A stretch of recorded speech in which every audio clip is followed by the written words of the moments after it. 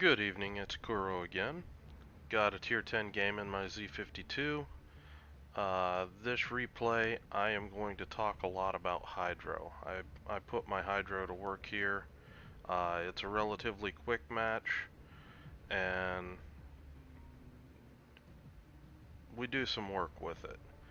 Looking at the matchmaking, have an enemy Des Moines, an enemy Moskva, rounding out the radar, and DD-wise Gearing, Z52, Shima, and Chungmu. We're on Islands of Ice, 3 cap domination, and we are going to head towards B cap. Just a quick discussion on this map and random battles. A cap, you do not have the coordination really to pull off A cap. Teams get stuck up there, and it's easy to get pinched out because the exits can all be stalled by just a couple ships, really. So, if you're in a random battle and you're not a destroyer or a fast cruiser, or this Minotaur is going to head up to A.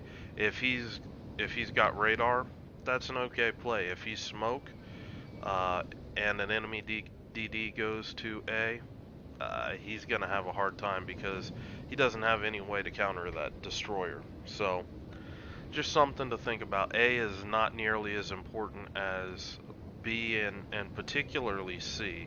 C is usually where a lot of the major fighting happens. What I'm doing is I spawn near B cap. I'm just going to go into B cap because I'm killing a lot of birds with one stone. The enemy team's probably pushing in this direction. By pushing up, I can get some spots in, I can step on cap, and then I'm just going to ride the ring down. And as I come closer and closer to the enemy, I'll start to be able to get spots. Now at this point, I'm thinking that this point's half cap. There should have been DDs here. And when you don't have destroyers show up when you thought that they should, you need to start worrying about a lemming train.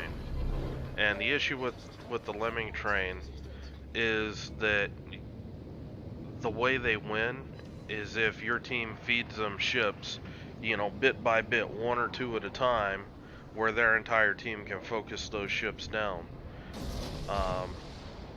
Right here, enemy DD stepped on cap.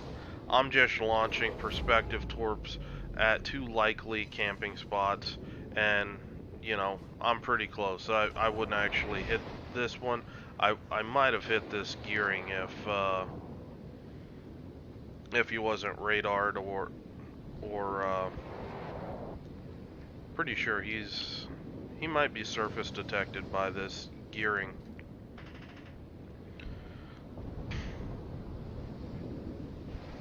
Yeah, let's take a look at this Gearing. Gearing smoked up.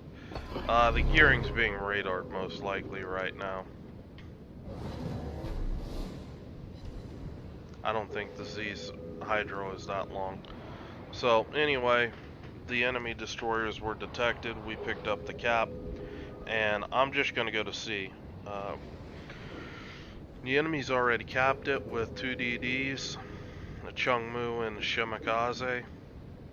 And I'm looking right here, I'm seeing 2 battleships pushing into this island. That's a really aggressive stance, and I'm concerned because my team is pushing in this direction.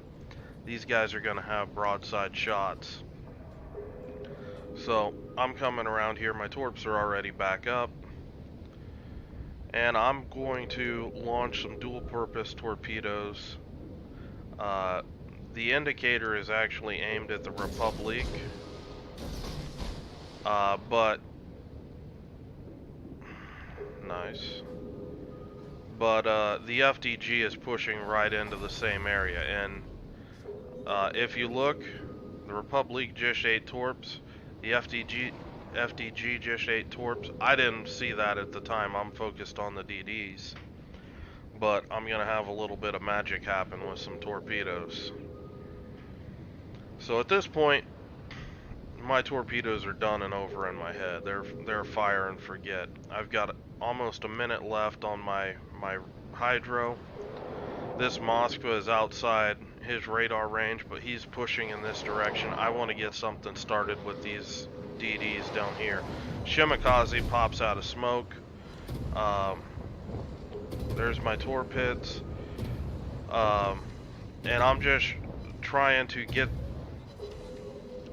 this island between me and this Moskva and the Chungmu.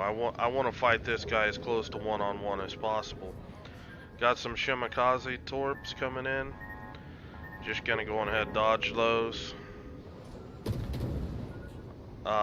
Different applications for hydro. This started out a defensive hydro where I was protecting myself from torps up in B cap, and then because of the length of the hydro, I was able to actually drive all the way down here, use it for an offensive purpose, and then right just a minute ago, use it again defensively to dodge the Shimakaze's torpedoes.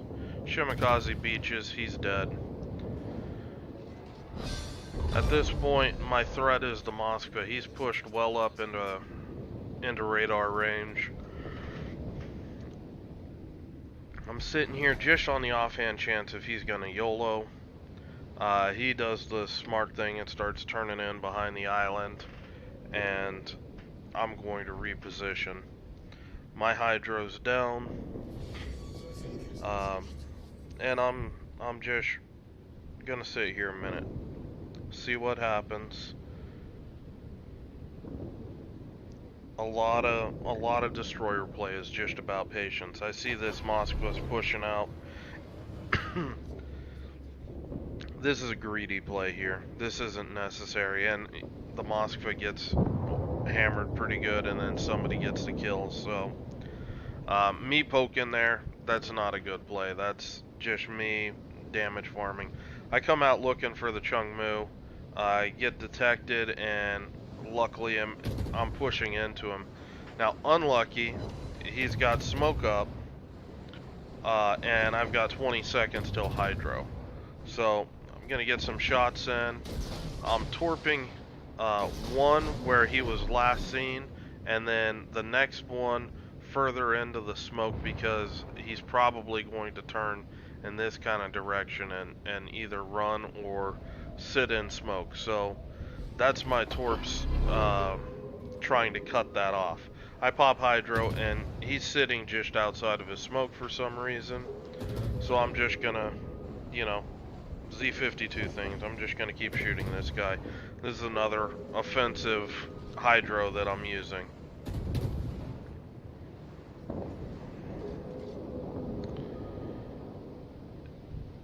And at this point, you know, this game's pretty much done. The next kill takes it. When you're playing Z52, you have a relatively large concealment. Take advantage of stuff like this, islands and smoke screens, stuff like that, when you have your hydro up, because you run into these situations all the time where you just, you know, surprise spot somebody, and that's game.